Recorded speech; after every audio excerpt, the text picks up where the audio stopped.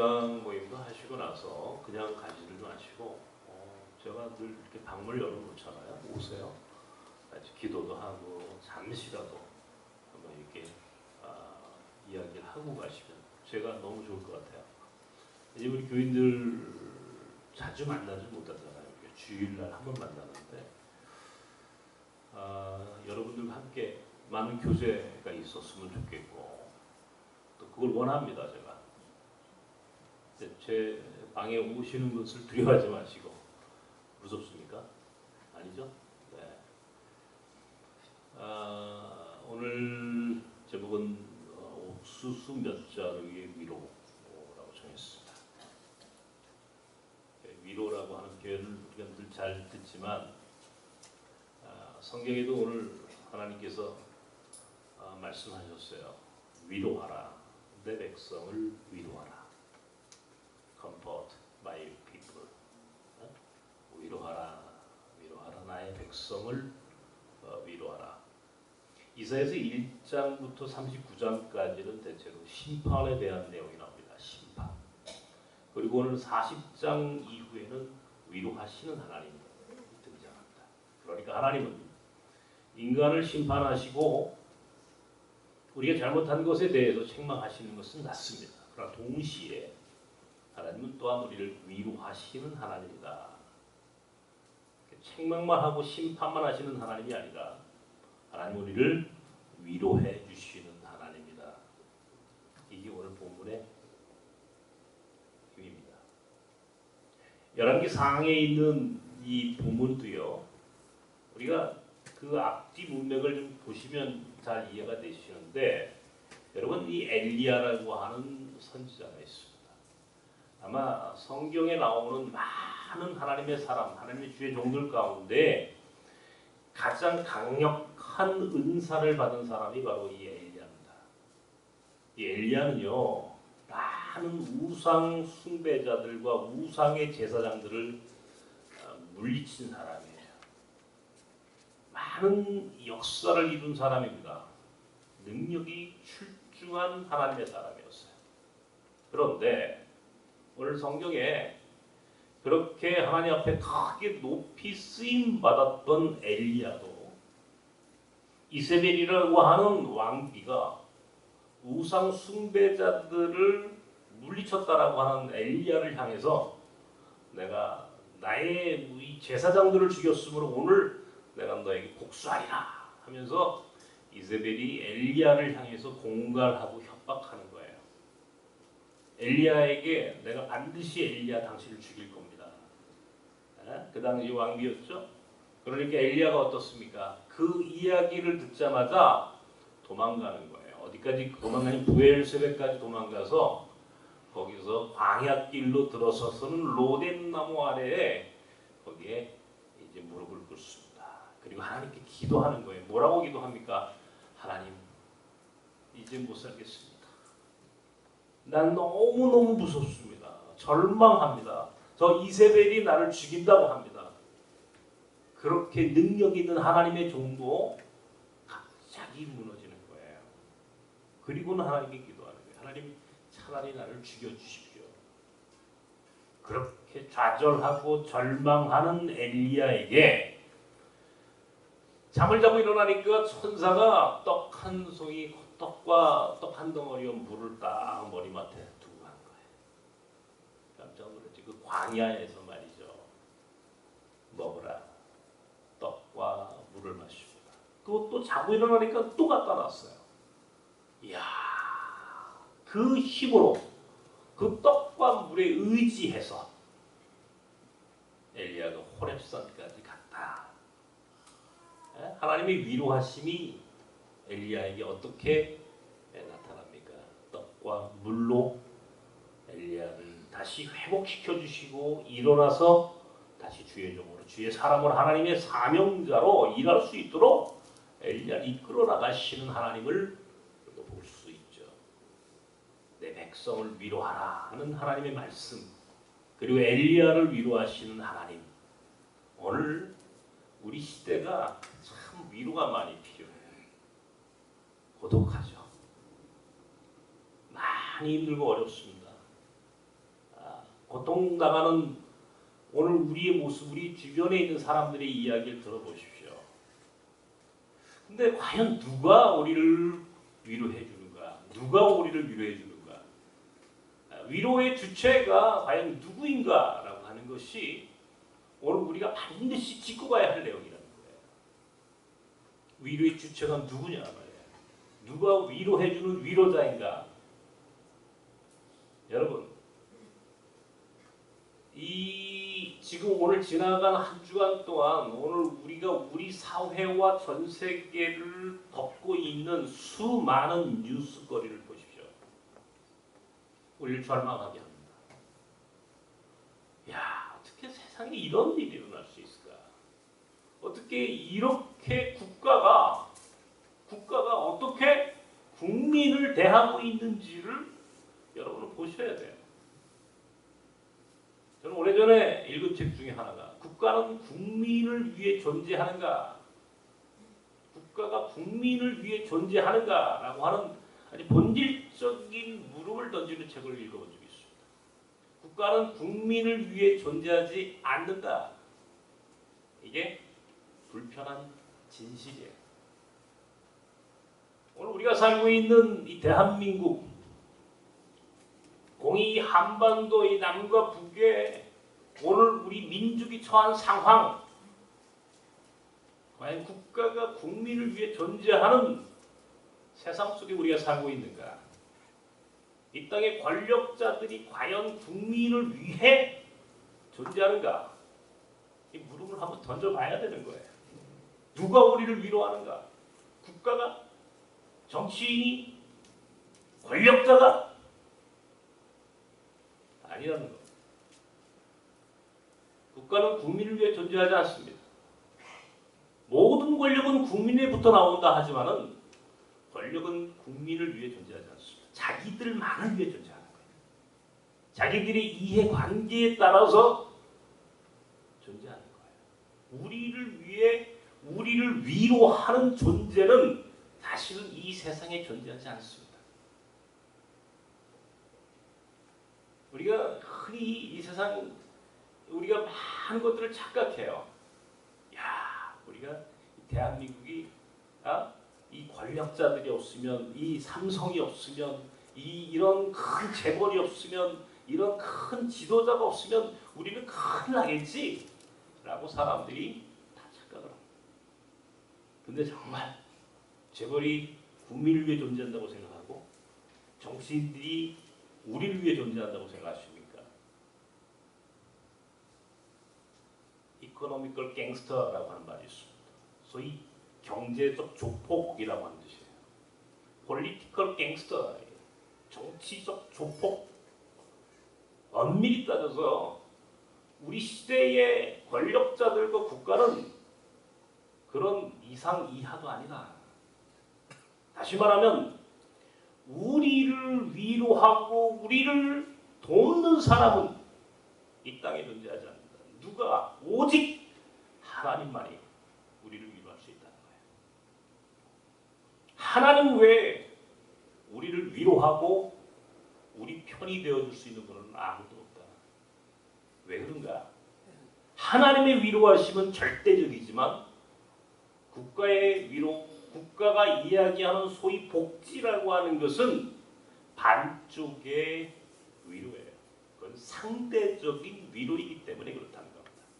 절반의 위로예요. 절반만 위로받고 절반은 거기에 분노할 수밖에 없는 게 위로받고 분노하고 위로받고 분노하고 이게 오늘 우리가 살고 있는 현실이에요. 국민들은 그걸 잘 몰라요. 20만 원, 뭐 65세 이상 그 노인들에게 20만 원 준다니까 표 다 찍었어. 30만 원 준다면 또 찍어. 이게 어디서 나오는 돈이에요? 그건 반쪽짜리. 자기 돈 주는 것도 아니고 국민 세금 나눠주는 것뿐이에요. 그것도 생색내면서 그걸 믿고 또 표를 줘. 이게 오늘 우리가 살고 있는 이 불편한 현실입니다. 우리를 위로하지 않아요. 자기들의 권력을 산 거야. 자기들이 갖고 있는 그런 정치적인 이해관계, 권력을 위해서 국가는 국민을 위해 존재하지 않는다라고 하는 이 불편한 진실을 잊어버리지 마십시오. 오직 우리를 위로하고 우리 편에서 우리를 다시 한번 일으켜 세워주실 분은 살아계신 하나님 외에는 존재하지 않는다. 하나님만이 우리의 위로자다. 누가 우리를 위로하는가? 성경에 우리가 소위 하나님을 이 성부, 성자, 성령 이렇게 삼위일체 하나님이라고 이야기합니다. 삼위일체 하나님 중에 성령 하나님입니다. 성령 하나님을 얘기할 때 우리가 흔히 보혜사 성령 이렇게 보혜사 성령. 이 보혜사라고 하는 말은 우리를 돕는 그리고 우리를 위로하시는 하나님. 하나님이 성령으로 우리에게 오셔서 우리를 위로하시는 거예요. 저는요, 글쎄 제가 이제 그런 부분에서 좀 더 예민하고 영적으로 아주 감수성이 많은 사람일 수도 있어요. 종종 정말 고독할 때가 있습니다. 힘들고 어려울 때가 있어요. 목회자니까 물론 때에 따라서 인간적인 고독도 느끼겠지만 특별히 나섬의 목회라고 하는 것이 나중에 이게 진이 빠지는 것보다 밑 빠진 독에 물 붓는 것 같은 느낌이 들어올 때가 있습니다. 언제까지 이렇게 살아야 하는가 하는 그런 참 엘리야의 고독, 엘리야가 느끼는 좌절과 절망감 같은 것들도 사실은 제게 때에 따라 있어요. 근데 그때마다 참 감사하게 하나님의 위로하심이 있어요. 예배드릴 때. 예배드릴 때 어떤 경우에는요. 예배 시작하기 전에 저는 제 앞자리에 앉아서 기도하는 고개를 숙이고 하나님. 그냥 주여 말 한마디 하는데도 눈물이 울컥 날 때가 있어요. 그런 날은 힘들고 정말 어려울 때예요.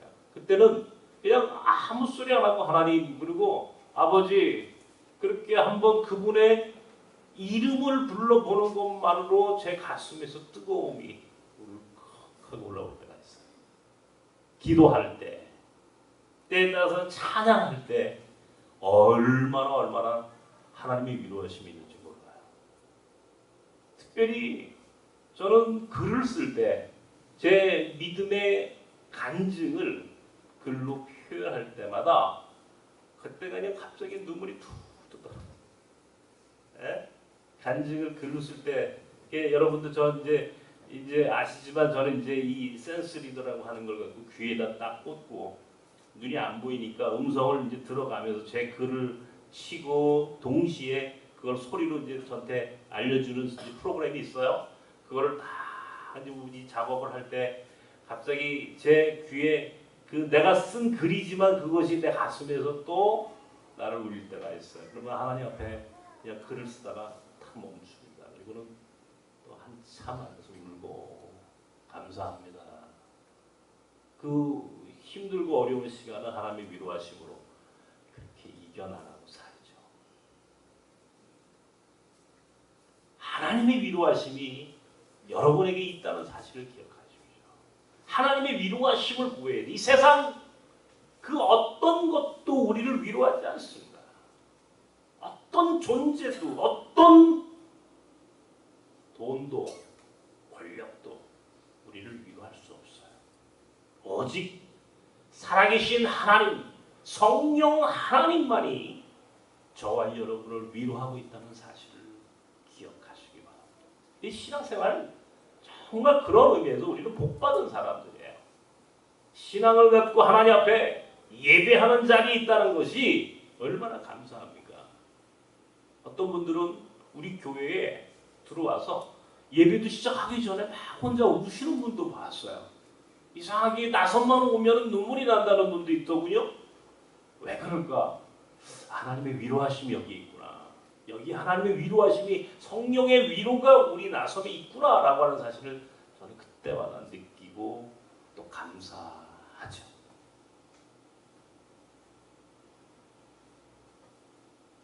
하나님이 내 백성을 위로하라. 그래서 위로하라.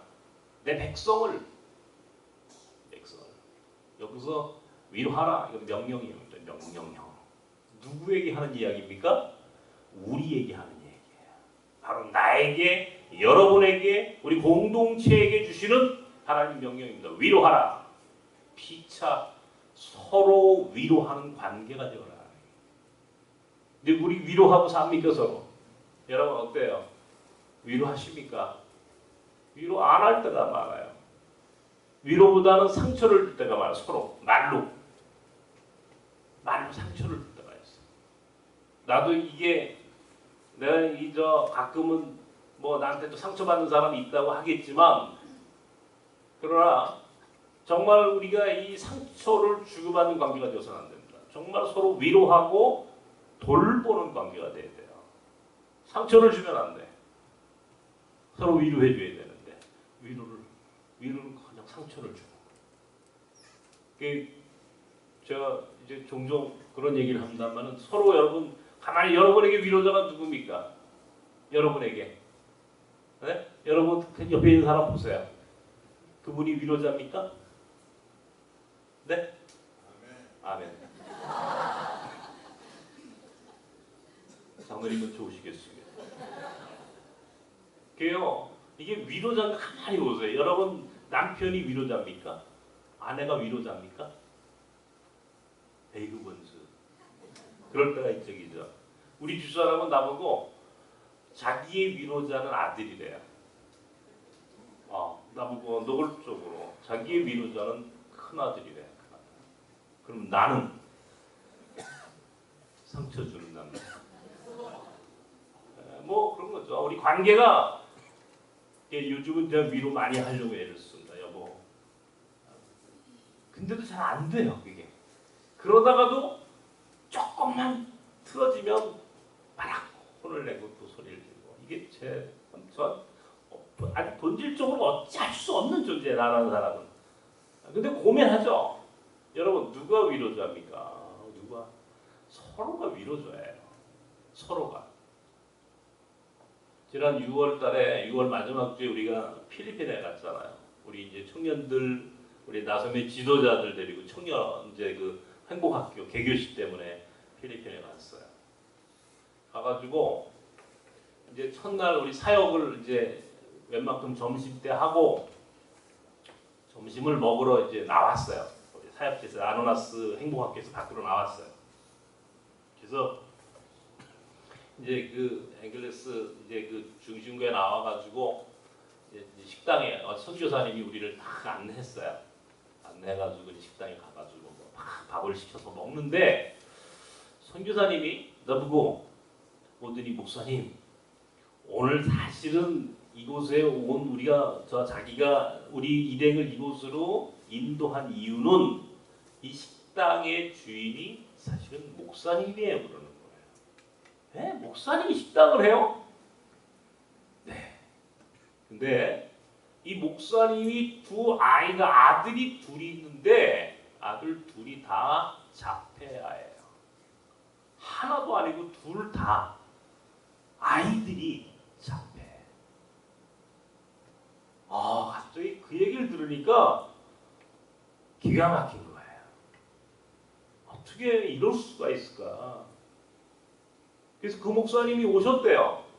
우리 일행이 왔다고 쉬는 시간인데 그 시간에 그 목사님하고 사모님이 오셨대요. 그래서 나한테 소개를 해주는 거예요. 인사를 했어요. 보니까 아주 등치도 좋으시고 잘생기신 목사님이에요. 너무 멋진 목사님. 사모님 훌륭한 분들이에요. 어디서 목회하셨어요? 우리 교단에 오는 큰 교회에서 부목사를 했어요. 근데 아들 둘이 자폐니까 그냥 안식년으로 왔다가 더 이상 어찌할 수 없고 그곳에서 주저앉아서 식당을 하고 있는 거예요. 두 부부가. 얼마나 마음이 아프고 괴로운지요. 제가 기도해 주겠다고.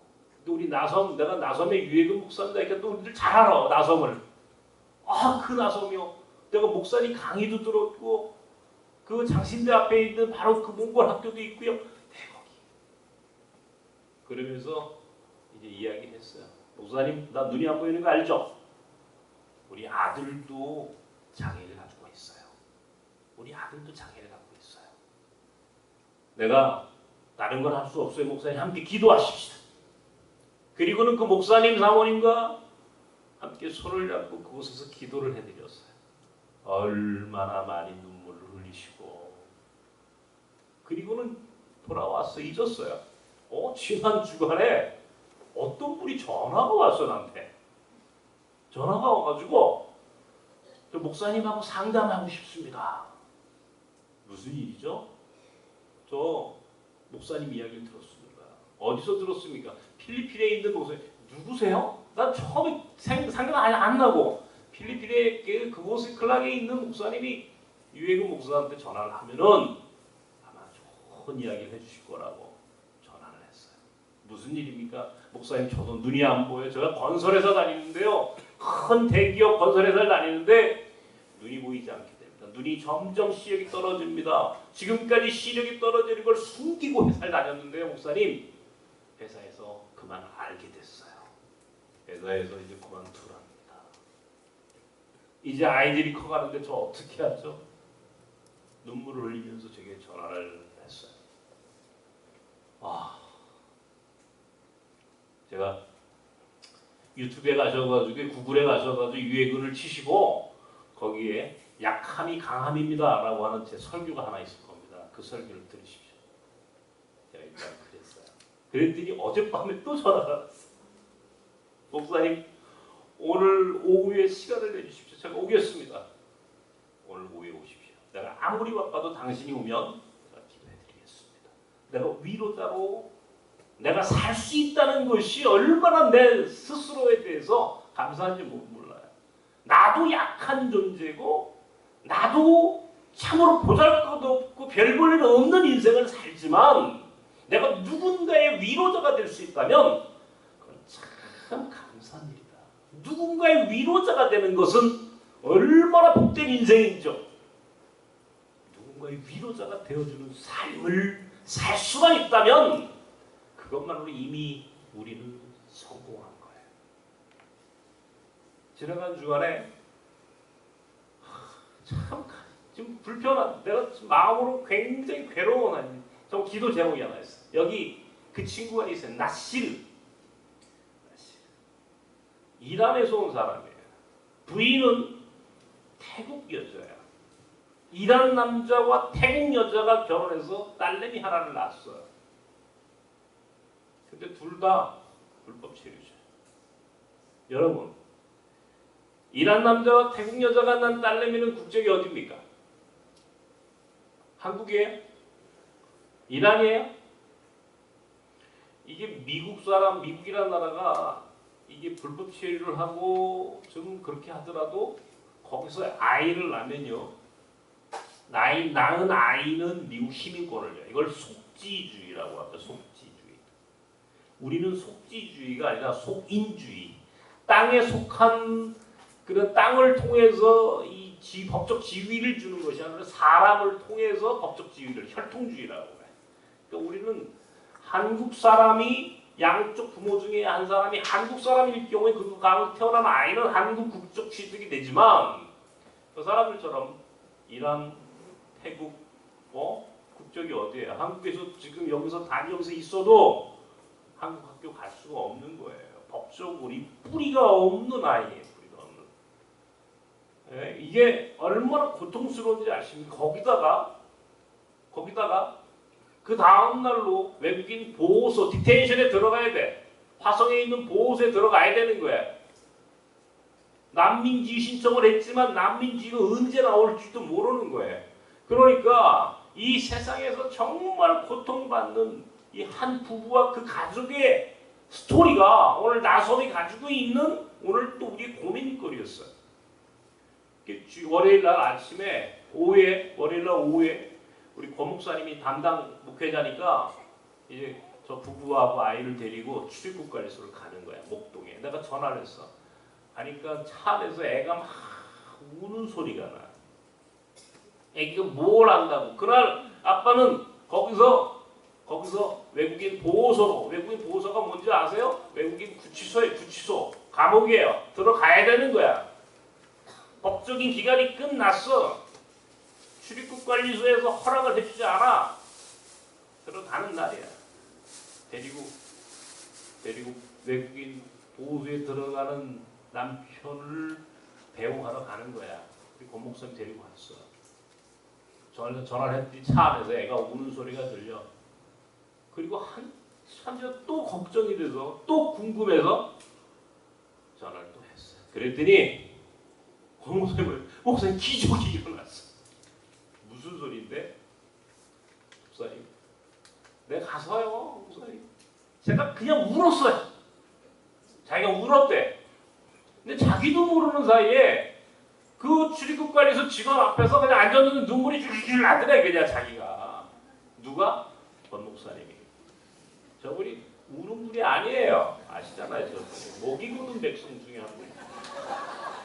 울지 않아요. 근데 눈물이 나가지고요. 그 애기가 차 안에서 우는 걸 들으니까 막 가슴이 미어지더래. 그래서 출입국관리소 직원 앞에 가가지고 눈물을 막 흘리면서 출입국관리소 직원이요. 아이고, 그럼 어떻게 해드릴까요? 그러더래요. 연장해주세요.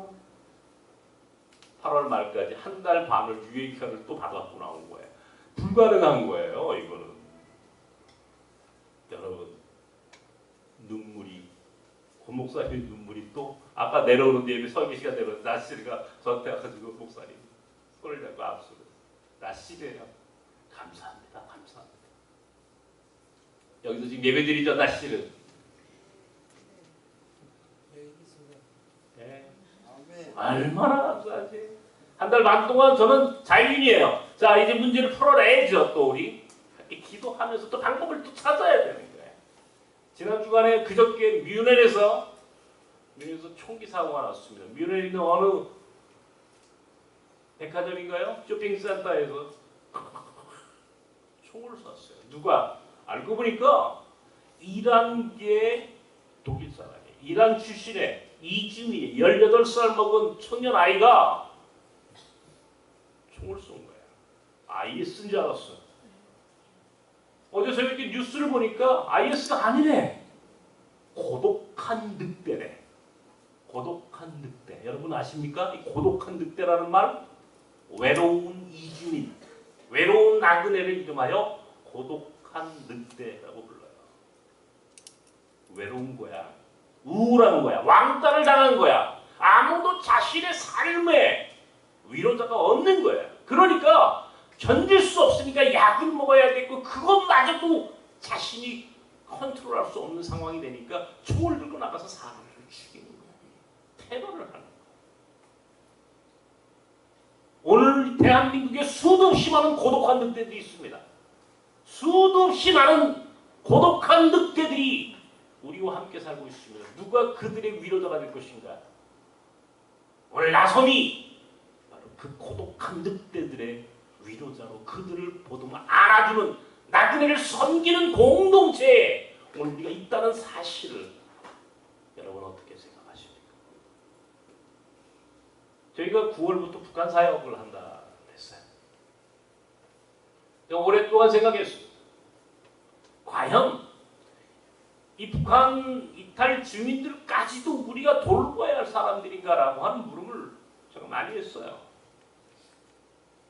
제가 이주민 목회를 하면서 늘 마음 한 구석에 꼭 해야 할 일 중에 하나인데 너무너무 분주하고 힘들고 우리가 그것 말고도 할 일이 너무 많은 공동체다 보니까 신경을 쓰지 못했어요. 그러나 이제 때가 됐어요. 이 땅의 모든 길 위에 있는 고통당하는 우리들의 이웃들이 나섬의 선교의 섬김의 대상들입니다. 터키와 그리스에 있는 무슬림 난민들은 말할 것도 없고 이제는 북한 이탈 주민들 소위 탈북자들이 지금 이 땅에 들어와서 어떤 삶을 살고 있는지 그리고 이 통일 과정에서 얼마나 많은 이탈 주민들이 생길 것인지에 대한 생각을 할 때마다 야 이제 이제는 우리가 그 일도 해야 되겠구나. 지금까지 한국 교회가 했던 북한 사역의 카테고리 그런 사역이 아닌 전혀 새로운 통일 선교의 새로운 비전과 모델을 이루어가는 그런 새로운 북한 사역을 준비할 때가 됐다. 왜? 임계점에 올라와 있어요. 임계점이라는 게 뭔지 아십니까? 임계 질량의 법칙. 임계점이에요. 온도가 100도가 되면 물이 끓는 것처럼 폭발하기 일보 직전인 거예요. 잘못하면 우리 모두에게 큰 부메랑이 되는 거예요. 지금 이 문제의 한 폭발로 뛰어들지 않으면 우리 모두에게 어마어마한 고통으로 재앙으로 돌아올 수 있어요. 통일은 대박이 아니고 쪽박일 수 있어요. 그것을 준비하는 공동체가 되지 않으면 안 되겠다. 바로 위로자의 사명을 살아야 되겠다. 저들을 위로하고 모두 안아주는 새로운 통일 선교의 모델을 만드는 이때가 되었다. 우리 임소연 전도사가 그걸 위해서 준비된 에스더 같은 하나님의 사람이에요. 참 귀한 딸이야. 오늘도 나한테 와가지고 목사님 많은 이야기를 해. 귀한 딸이 잘 키워야 합니다. 그것 자체가 북한사예요. 사람을 키우는 거예요. 새로운 리더십을 키우고 좋은 모델을 만드는 것이 오늘 우리가 이 민족, 우리 공동체가 가야 할 위로자의 사명을 사는 길이라고 하는 것이죠. 누가 우리를 위로합니까? 살아계신 하나님, 성령 하나님 야훼, 전능하신 하나님 외에는 우리를 위로하지 못해요. 국가가 아닙니다. 이 세상의 어떤 권력도 어떤 부도 우리를 위로하지 않습니다. 오직 하나님만이 우리를 위로한다는 사실을 기억하십시오. 그리고 우리가 피차 서로 위로자가 되어줘야 합니다. 나섬은 그 위로자의 사명을 갖고 이 땅에 우리가 부르심받은 사람들이 모이는 공동체예요. 우리는 그러므로 우리는 위로자가 되기 위해서는 우리는 낮아져야 합니다. 저 높은 곳을 향하여 올라가는 사람들이 아니야. 우리는 저 낮은 곳을 향하여 내려가는 끊임없이 사랑이 낮은 곳으로 흐르는 것처럼 이 땅의 모든 교회가 더 높은 곳으로 올라간다 할지라도 우리는 낮은 곳을 향하여 가는 소외되고 고통당하는 우리들의 이웃들을 향해 가는 깨어있는 살아있는 생명이 있는 위로자의 삶을 살아가는 그 공동체의 사명이 오늘 저와 여러분에게 주어졌다는 내 백성을 위로하라. 하나님이 오늘 우리에게 주신 명령입니다. 명령을 순종하는. 그래서 나섬이 하나님 나라의 모델이 되는 얼마나 좋겠습니까? 얼마나 좋겠습니까? 지지난주에 제가 우리 집사람이 한 달 동안 아니 1년 동안 냉장고에 옥수수를 갖다 놓고 안 먹은 것을 꺼내서 그거 먹고 있다 그랬어요. 그랬더니 그 설교가 끝나자마자 그 다음 주에 옥수수가 몇 자루가 들어왔습니다. 어느 아침에 녹즙도 가져다 주신 집사님 녹즙도 한 잔 얻어 먹었습니다. 고맙습니다. 녹즙을 먹을 때마다. 그리고 지난주에는 그 옥수수를 뜯어 먹으면서 살았습니다. 옥수수만 먹고 살았습니다. 제가 이 옥수수를 먹으면서 이런 생각을 했어요. 이야, 참 고맙다. 오늘 제목이 옥수수 몇 자루의 위로입니다. 그렇다고 옥수수만 주지 마십시오. 저는요, 너무너무 감사합니다. 여러분의 사랑의 나눔이 저를 크게 위로해줘요. 저의 목회가 여러분에게 위로가 되었으면 좋겠습니다. 서로 피차 상처를 주는 관계가 아니라 서로 위로해주고 안아주고 회복시켜주는 그런 위로자의 삶을 살기를 주님의 이름으로 축원합니다. 기도하십시오. 하나님, 내 백성을 위로하라.